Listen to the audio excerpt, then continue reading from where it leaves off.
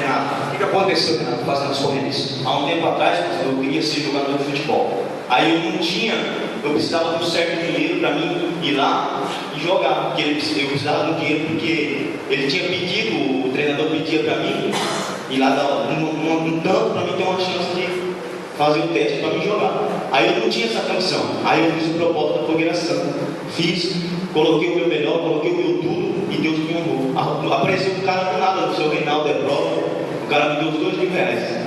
Eu fui, joguei, passei a assinar contrato agora em fevereiro, no cara, de ficar no clube. Aí eu peguei meu irmão de tudo para fazer a obra. Olha só, pessoal. Deixou a carreira de futebol porque ele quer fazer a obra no altar.